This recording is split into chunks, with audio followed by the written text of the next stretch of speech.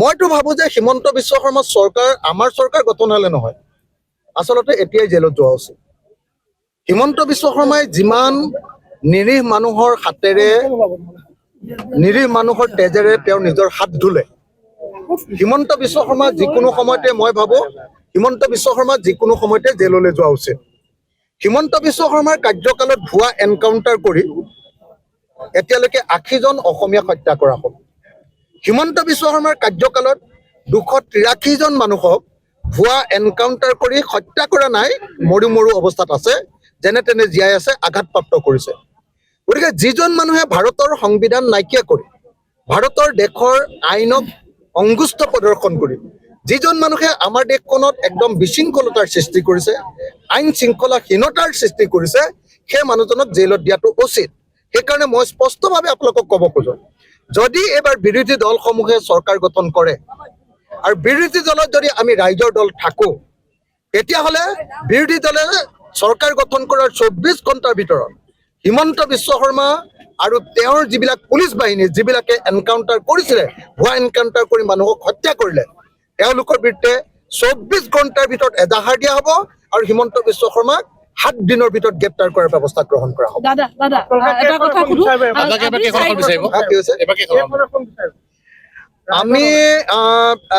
আমি অতি সোনকালে কংগ্ৰেছৰ লগত এলায়েন্স কমপ্লিট কৰিম। অতি সোনকালে আমাৰ আলোচনা চলি আছে অনানুষ্ঠানিকভাৱে। আমি ইতিমধ্যে এখন তালিকা দি দিছোঁ, কিন্তু মই কেইজনীয়া তালিকা সেইটো এতিয়া ক'ব নোৱাৰিম, কাৰণ এইটো আপোনালোকে সকলোৱে জানে। তো আমি ঢিং বিচাৰিছোঁ আৰু ঢিংটো আমাৰ কাৰণে আনকম্প্ৰমাইজিং চিট। আমি ঢিংটো পাবই লাগিব বুলি কৈছোঁ। আমি স্পষ্টকৈ কৈছোঁ যে ঢিংটো আমাক লাগিবই। তো মই নাজানো, এইটোতো বুজাবুজি হ'ব লাগিব। তেওঁলোকৰো কেণ্ডিডেট থাকিব, আমাৰো কেণ্ডিডেট থাকিব, তেওঁলোকেও দাবী উত্থাপন কৰিব, আমিও দাবী উত্থাপন কৰিম। আলোচনাৰ মঞ্চত আমি ঢিংটো বিচাৰিম, আৰু ঢিংটো যেতিয়া বিচাৰিম মই স্পষ্টকৈ কৈ দিছোঁ যে ঢিং নাপালে নহ'ব। ঢিঙত আমি ৪৮,০০০ ভোট পাইছিলোঁ যোৱাবাৰ, ছেকেণ্ড পজিশ্যন। একদম AIDF কংগ্ৰেছ দুইটা লগ লাগি যোৱাৰ পাছত অসমত তেওঁলোকৰ পক্ষত ঢৌ অহাৰ সময়তো আমি ঢিঙত ৪৮,০০০ ভোট পাই দ্বিতীয় সৰ্ববৃহৎ দলৰূপে পৰিগণিত হৈছিলোঁ। আৰু এইবাৰ ঢিঙৰ ৰাইজে আমাক জিকাবৰ কাৰণে অকল ৰৈহে আছে। সেইকাৰণে মই আশা কৰিম যে ঢিং বিধানসভা সমষ্টিটো আমি নিশ্চিতভাৱে পাব লাগিব। আৰু সেইকাৰণে আমি সংখ্যালঘু কেইবাটাও চিট, বহুত নহয় দেই, খুব কম সংখ্যক সংখ্যালঘু চিট আমি এবাৰ দাবী উত্থাপন কৰিছোঁ যে আমাক দিব লাগে। আৰু সংখ্যাগুৰুৰ চিট আমি তাতকৈ বেছিকৈ দাবী উত্থাপন কৰিছোঁ। সংখ্যাগুৰুৰ যদি দুগুণ উত্থাপন কৰিছোঁ, তেতিয়াহ'লে সংখ্যালঘুৰ এগুণ। যদি এটা সংখ্যাগুৰুৰ মানে দুটা সংখ্যাগুৰুৰ দাবী উত্থাপন কৰিছোঁ, আমি সংখ্যালঘুৰ এটাহে কৰিছোঁ।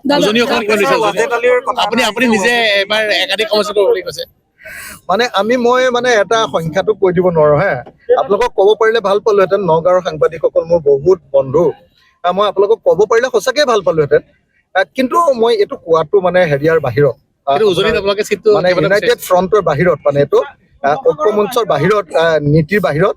সেইকাৰণে মই সংখ্যাটো নকওঁ, কিন্তু মই আপোনালোকক এটা কথা কৈ গৈছোঁ যে আপোনালোকৰ নগাঁৱৰ ঢিংটো আমি ল'মেই ল'ম। কিন্তু দাদা, শিৱসাগৰৰ বাহিৰত আপুনি বেলেগতো খেলিব বুলি আপুনি কৈছে এবাৰ।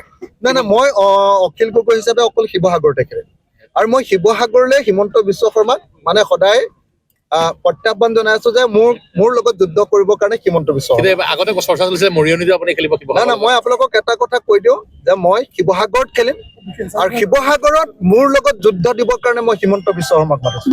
হিমন্ত বিশ্ব শৰ্মাই যে ইমান কৈ থাকে, নিজকে বিৰাট হিৰো দেখাই থাকে, বহুত জনপ্ৰিয় মানুহ বুলি কৈ থাকে, তেওঁক কোনেও হৰুৱাব নোৱাৰে, অপৰাজেয় বুলি কৈ থাকে। যদি তেওঁ ইমান দম আছে, উজনি অসমলৈ আহক আৰু উজনি অসমৰ শিৱসাগৰ সমষ্টিত মোৰ লগত তেওঁ প্ৰতিদ্বন্দ্বিতা কৰক।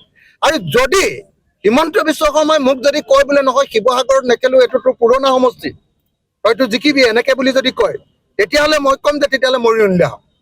মৰিয়নিতে খেলোঁ, নতুন সমষ্টি। মৰিয়নিত পাৰে যদি চাওঁ, মই হিমন্ত বিশ্ব শৰ্মাক চেলেঞ্জ কৰিছোঁ। আপোনালোকক ক'লোঁ নহয়, মই প্ৰত্যাহ্বান জনাইছোঁ হিমন্ত বিশ্ব শৰ্মাক। আপুনি যে নিজকে ইমান ডাঙৰ হিৰোগিৰি বুলি ভাবি থাকে, ইমান ডাঙৰ হিৰো বুলি যে জহাই থাকে, আপুনি যে অপৰাজেয় বুলি ভাবে, আপুনি যে আপোনাক কোনেও হৰুৱাব নোৱাৰে বুলি ভাবে, মই আপোনাক চেলেঞ্জ কৰিছোঁ, আপুনি শিৱসাগৰলৈ আহক অথবা মৰিয়নিলৈ আহক, উজনি অসমলৈ আহক, আপোনাক মই যদি থিয় কৰোৱাব নোৱাৰো তেতিয়াহ'লে মোৰ নামো অখিল গগৈ নহয়। দাদা আপুনি কংগ্ৰেছৰ লগত এলায়েন্সৰ কথা কৈছে, কিন্তু আজি 4 দিন পূৰ্বে ৰাইজৰ মাজত এটা ভাষণ দিছিলে য'ত আপুনি কৈছিলে যে এই সংখ্যালঘু উচ্ছেদৰ সময়ত অকল অখিল গগৈহে আহিছে, গৌৰৱ গগৈ অহা নাই।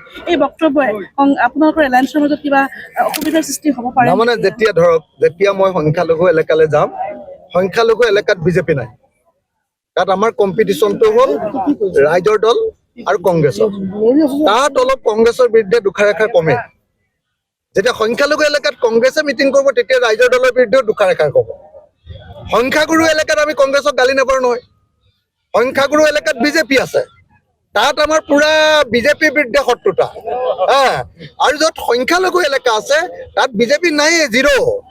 য'ত বিজেপি নাই তাত আমাৰ ককাই ভাইৰ মাজত এটা কম্পিটিশ্যন আছে, কংগ্ৰেছ আৰু আমাৰ মাজত কম্পিটিশ্যন আছে। গতিকে কংগ্ৰেছেও এবাৰ মোক খুট পাই দিয়ে, ময়ো এবাৰ খুট পাই দিওঁ, সেইটো আমাৰ থাকিব। সেইটো আপোনালোকে ইমান বেয়া পাব নালাগে। তাৰমানে কংগ্ৰেছৰ বিৰুদ্ধে ৰাইজৰ দলে প্ৰচাৰটো নকৰি বৰং কংগ্ৰেছৰ হৈ ৰাইজৰ দলে প্ৰচাৰ কৰিব। আৰু আপোনালোকে মনত ৰাখক যে এইবাৰ কংগ্ৰেছ দলৰ আটাইতকৈ ডাঙৰ ষ্টাৰ কেম্পেইনাৰ মই অখিল গগৈ হ'ম। আজি সংখ্যালঘু এলেকাত যদি ক'ৰবাত এজন সংখ্যালঘু মানুহে কংগ্ৰেছক বেয়াও পাইছে, সেই সংখ্যালঘু মানুহক বুজাই বঢ়াই আৰু উজনি অসমৰ সংখ্যাগুৰু এলেকাত য'ত কংগ্ৰেছৰ স্থিতি দুৰ্বল হৈ আছে, সেই সংখ্যাগুৰু এলেকাবিলাকত, আমাৰ খিলঞ্জীয়া ভূমিপুত্ৰ জনজাতি এলেকাবিলাকত কংগ্ৰেছৰ হৈ ষ্টাৰ কেম্পেইনাৰটো মই হ'ম। কংগ্ৰেছৰ মেইন এম্বেচাডৰ কি বুলি ক'ব আপোনাৰ, ব্ৰেণ্ড এম্বেচাডৰ, কংগ্ৰেছৰ 2026 চনৰ নিৰ্বাচনৰ ব্ৰেণ্ড এম্বেচাডৰ অখিল গগৈ হ'ব। আপোনালোকে কংগ্ৰেছৰ বিৰুদ্ধে মোক ওচৰত কথা কৈ লাভ নাই। কংগ্ৰেছ আৰু ৰাইজৰ দল একেলগে খেলিম। কংগ্ৰেছৰ এইবাৰ মই ব্ৰেণ্ড এম্বেচাডৰ, আৰু এইবাৰ মই কিন্তু কংগ্ৰেছ নহয়, ব্ৰেণ্ড এম্বেচাডৰহে। মোক ভাড়া কৰি নিব লাগিব। আপোনালোকে বুজিছে নাই?